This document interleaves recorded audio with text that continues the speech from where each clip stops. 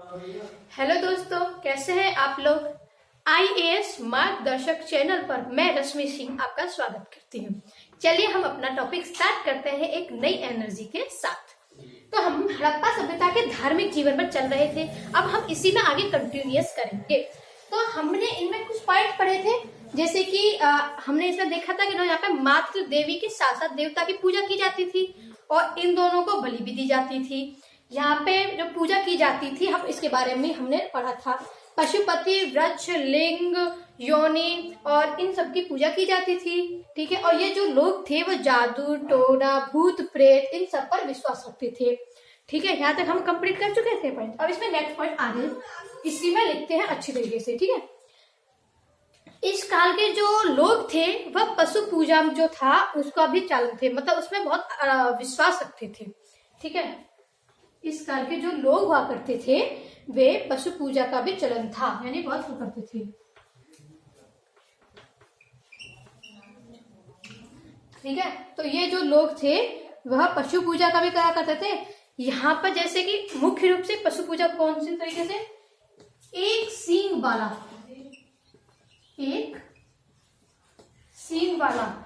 ठीक है, ये क्या करते थे, एक सींग वाला जो जानवर है उसकी पूजा करते थे, जैसे कि गैंडा हो सकता है वो। ठीक है, एक सींग वाला जैसे कि क्या हो सकता है, गैंडा हो सकता है, क्योंकि ये जो लोग थे पशु पूजा में तो विश्वास रखते थे ना, इसलिए एक सींग वाला गैंडा भी हो सकता है। या कुछ विद्वान ये भी कहते हैं कि यूनिकॉर्न भी हो सकता है। ठीक है, यूनिकॉर्न भी हो सकता है। तो ये लोग जो एक सींग वाले जानवर जो था उसमें ये उनकी पूजा किया करते थे।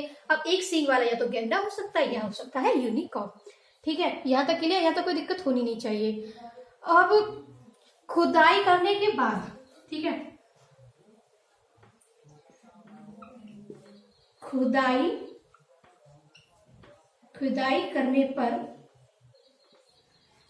खुदाई करने पर हमको क्या देखा गया है कि यहाँ पर एक कुबड़ वाला जो बैल होता है, जो सांड होता है, उसे देखा गया है। ठीक है, खुदाई करने पर किस पर देखा गया है, मोहरों पर।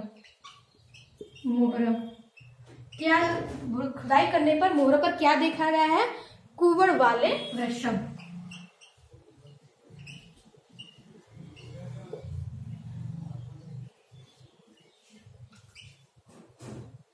कुबड़ वाले वृषभ को देखा गया, यानी कि सांड, जिसे इसको क्या बोला जाता है, सांड। ठीक है, खुदाई करने पर मोहरों पर जो देखा गया है वह कुबड़ वाला वृषभ सांड देखा गया है। यहाँ तक के लिए कुबड़ वाले वृषभ की पूजा की जाती होगी, ये अनुमान लगाया गया है उस समय, इसलिए इसका भी हम उसमें धार्मिक जीवन में इसका रूप लेते हैं। ठीक है, इसमें हम पवित्र पक्षी के रूप में, हमें एक पक्षी भी मिला है जो है वो पवित्र है, पवित्र पक्षी के रूप में एक कबूतर। ठीक है, पवित्र पक्षी के रूप में एक कबूतर की तरह वो दिखता है, वो भूरे कलर का होता है, जिसको बोला जाता है फाख्यात। जिसको क्या बोला जाता है, फाख्ता। जिसको बोला जाता है फाख्ता, जो कि कैसा होता है, यह जो फाख्ता होता है, जो एक कबूतर होता है उसी में एक सफेद कलर का कबूतर होता है, उसकी तरह ये दिखता है। ठीक है, भूर सफेद लाल रंग का, इसमें मतलब मिक्स कलर से लगे हुए होते हैं, जो देखा गया है, जिसका नाम है फाख्ता। तो इस स्लाइड में हमारा है पशु पूजा में एक सींग वाला जानवर या तो सांड हो सकता है, या तो गैंडा हो सकता है, या यूनिकॉर्न हो सकता है। यूनिकॉर्न आपने देखा होगा, ऊपर की तरफ ऐसे सींग से लगे हुए होता है, जो एक घोड़े की जैसे होता है। अब मुझे डायग्राम बना नहीं आता। ठीक है, और खुदाई करने पर हमें मोहरा मिली है, जिस मोहरों में देखा गया है कुंवर वाला वृषभ, यानी कि सांड। और पवित्र पक्षी जो कि उस समय मिला है, इस चिन्ह उसके मिले हैं जिस तरह खुदाई के दौरान मोहरों पर, तो फाख्यात नाम का जो पक्षी है वो, जो कि एक कबूतर की तरह भूरे प्लस थोड़ा भूरापन, थोड़ा लाल कलर का मिक्सचर है, जो हमको मिला है। अब हमारा न्यू टॉपिक है सिंधु घाटी सभ्यता का पतन। ठीक है, अब हम इसको लिखते हैं। इसमें हम क्या पढ़ते हैं, सिंधु घाटी की जो सभ्यता है इसको लगभग 1800 ईसा पूर्व में पतन हो गया था। कब इसका पतन हुआ था, 1800 ईसा पूर्व में। ठीक है, इसका जो पतन हुआ था 1800 ईसा पूर्व में पतन हुआ था, परंतु तो इसके पतन होने के कारण अभी भी ये विवादित है।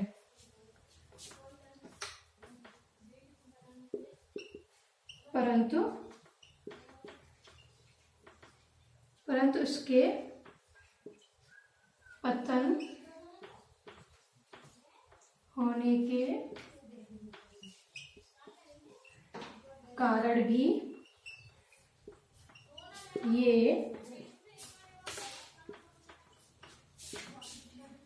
विवादित है। ठीक है, परंतु इसके पतन होने के कारण भी ये क्या है, ये विवादित है। एक सिद्धांत कहता है कि ये इंडो यूरोपियन जनजाति जैसे कि आर्यों ने सिंधु घाटी की सभ्यता पर आक्रमण कर दिया हो और उसे हरा दिया हो, ये भी एक सिद्धांत कहता है। ठीक है, तो इसे लिखते हैं इस तरीके से। एक सिद्धांत कहता है कि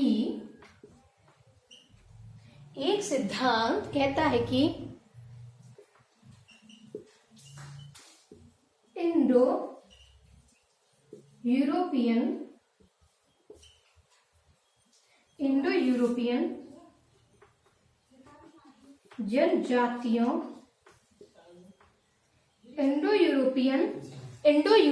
जनजातियों जैसे आर्यों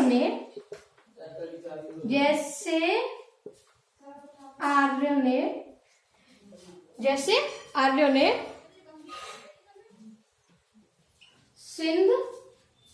सिंधु घाटी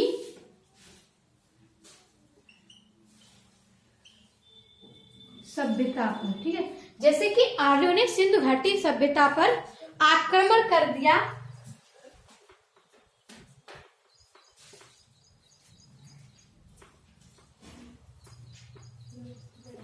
और उसे हरा दिया हो।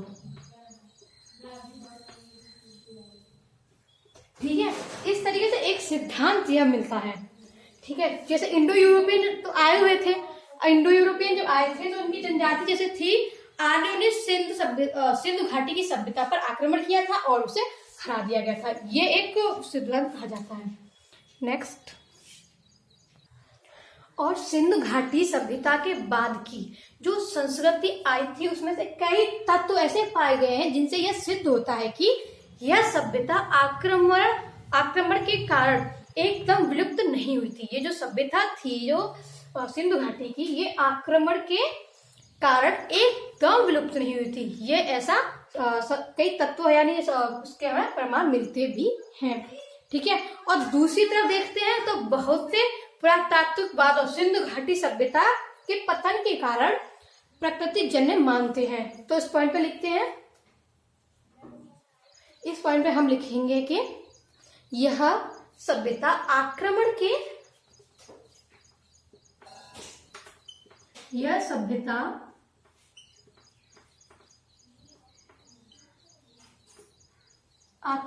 के बाद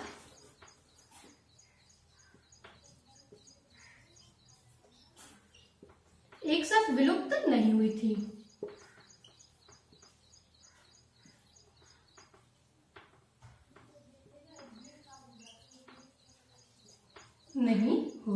ठीक है, ये सभ्यता एक साथ विलुप्त नहीं हुई थी। और दूसरी तरफ से बहुत से पुरातात्विकवादियों दूसरी तरफ से अगर देखा जाए तो बहुत से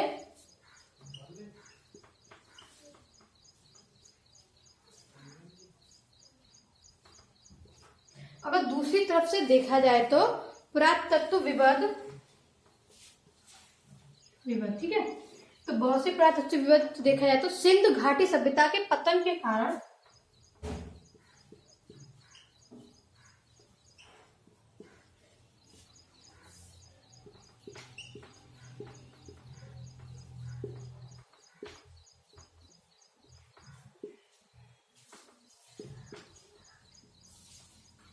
सिंधु घाटी सभ्यता के पतन के कारण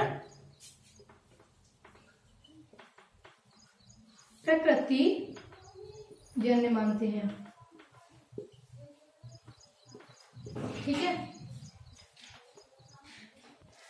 और जो प्राकृतिक जन्य जैसे कि भूगर्भीय और जलवायु संबंधित प्राकृतिक जन्य कारण जैसे कि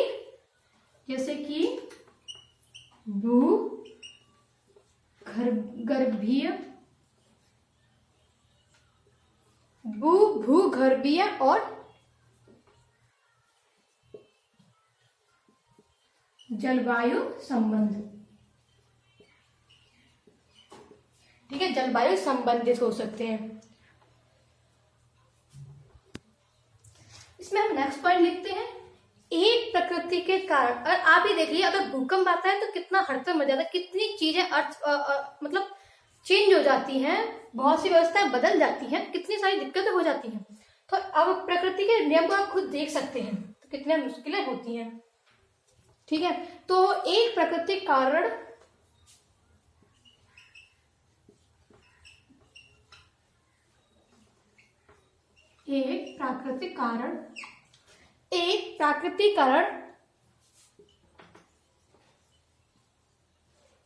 वर्षा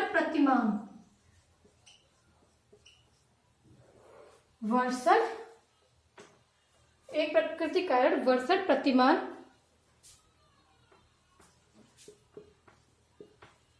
बदलाव भी हो सकता है। सर, इस तरीके से खत्म हो गई हो सभ्यता, ऐसे अनुमान ही तो लगाए जाते हैं। कहे तो प्रूफ तो 100% किसी चीज का मिलता नहीं है।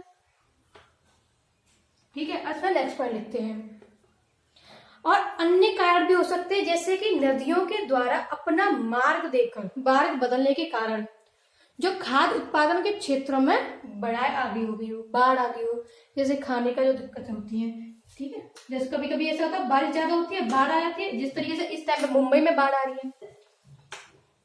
ठीक है, नदियों के, और वैसे भी ये मैंने बताया भी था कि ये अपना जो फसल है ये बाढ़ जाने के बाद और बाढ़ आने से पहले किया करते थे। ये उसी स्थान पे फसल किया करते थे जहाँ पे ये बाढ़ का जो जरिया हुआ करता था उसके पास में ही। यह मैंने पहले वीडियो में बताया हुआ भी है। तो नदियों, ऐसा कहा जाता है, अनुमान लगाया जाता है कि नदियों के मार्ग बदलने के कारण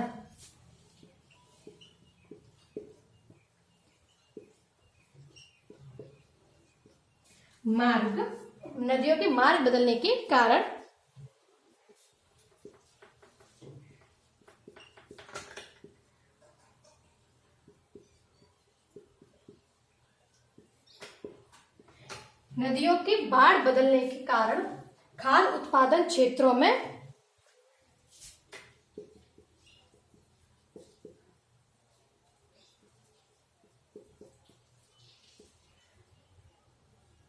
ठीक है, आगे हो, इसमें हम अनुमान ये लगा सकते हैं। अब हमारा न्यू टॉपिक है ऋग्वेद संहिता। ठीक है, अब हम इसमें आगे बढ़ेंगे। मैंने बताया था कि ऋग्वेद जो काल है इसका ईसा पूर्व में बता चुकी थी आपको सबसे फर्स्ट वीडियो में, 1500 से 1000 इसका जो ईसा पूर्व है मैं बता चुकी थी। ठीक है, 1500 से 1000 ईसा पूर्व में बता चुकी थी। हम अब इसी में आगे पढ़ेंगे। मैंने बताया था सिंधु सभ्यता जो थी 2 प्रकार की थी, इसमें नगरीयकरण भी था और ग्रामीण व्यवस्था भी थी। उसमें क्या था, नगरीयकरण था और ग्रामीण भी व्यवस्था हुआ करती थी। इसी में हम अपना नेक्स्ट पॉइंट लिखते हैं कि जो ऋग्वेद जो संहिता है उसका पहले कुछ आपको मैं जनरली बता देती हूँ। इसमें जो साक्ष्य है, यानी कि यह सिंधु सभ्यता के बिल्कुल विपरीत वैदिक सभ्यता की मूलतः ग्रामीण थी, इसमें ये था। और इसकी जो जानकारी एकमात्र साहित्यिक स्रोत है, इसकी जो जानकारी वो एकमात्र साहित्यिक स्रोत ही है।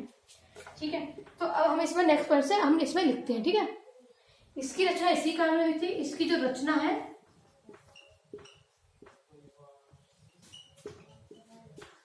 इसी यानी सभ्यता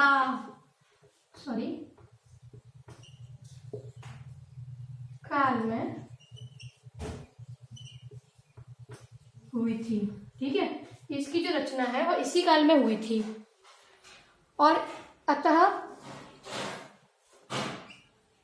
इस काल की जो जानकारी है,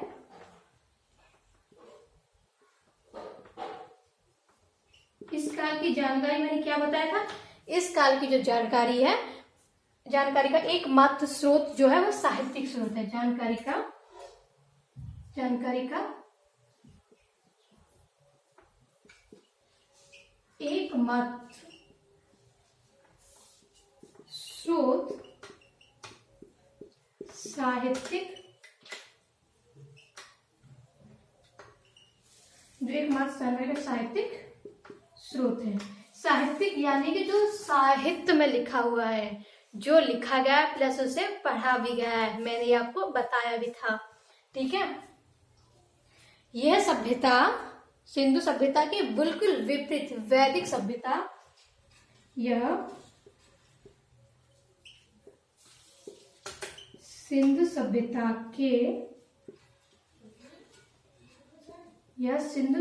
के विपरीत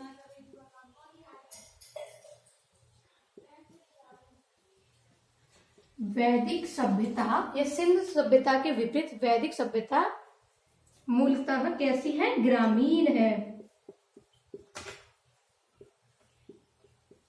और ये शहरीय थी।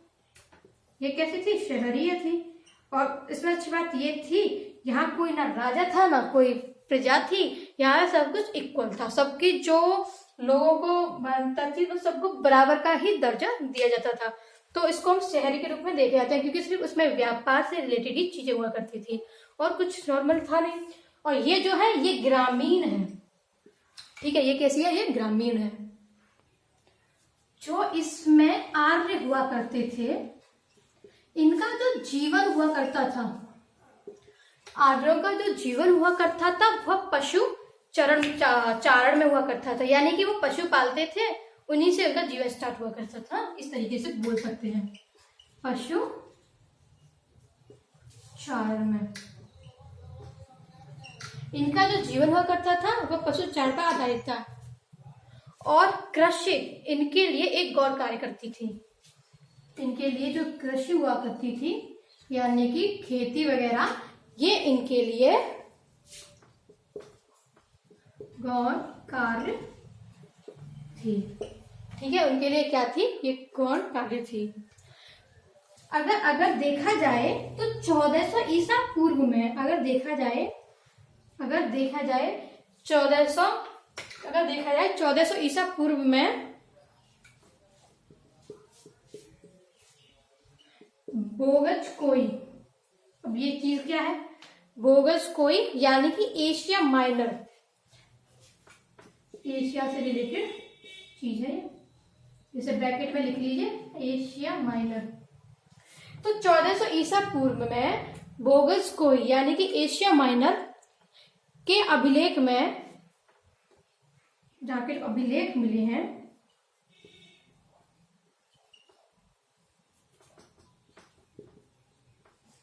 अभी देखा है तो अभिलेख में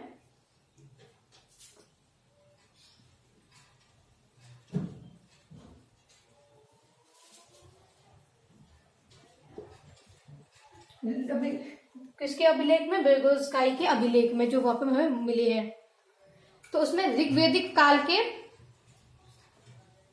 यानी कि उस समय के जो देवता थे, कौन से देवता की पूजा की जाती थी, देवताओं, जैसे कि उस समय इंद्र,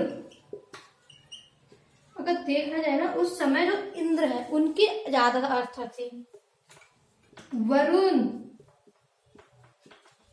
मित्र, इंद्र, वरुण, मित्र तथा नासत्य का उल्लेख मिला है। यानी कि बेगुसकाई के जो अभिलेख है 1400 ईसा पूर्व में, जहां पर वो हमें अभिलेख मिले हैं, उन अभिलेखों से, जो 1400 ईसा पूर्व के जो अभिलेख मिले हैं, उन अभिलेखों से हमें वहां के जो ऋग्वेद काल के जो देवी देवता हैं, जिनका नाम है इंद्र, वरुण, मिस और नासत्य, इनके बारे में हमें जानकारी मिलती है। या हम ऋग्वेदिक संहिता के पार्ट इतना लिख चुके हैं। इससे आगे हम कल कंटिन्यूअस करेंगे और आपको आशा आपको ये सेक्शन पसंद आएगा। हाँ, आपसे एक जरूरी बात भी कहनी है, जो हिंदी जो क्लास स्टार्ट हुई है सपना मैम की, आशा आप लोग उसे देखिए क्योंकि वो आपके लिए बहुत ही फायदेमंद होगी। यहाँ तक कि हिंदी, जीके, ये सब छोटे और जो एग्जाम होते हैं जैसे कि एसएससी कांस्टेबल का जो अभी एग्जाम चल रहा है उसके लिए भी आपके लिए फायदा होगी। आने वाले जो एग्जाम में आप कोचिंग में जो जाते हैं वहां से बेस्ट आपके लिए रहेगा। आपको आशा है कि आप इसे शेयर भी करिए, जो लोग ये फॉर्म वॉर्म डालते हैं उनके लिए भी अच्छा होगा, हमारे लिए भी। Thank you for watching.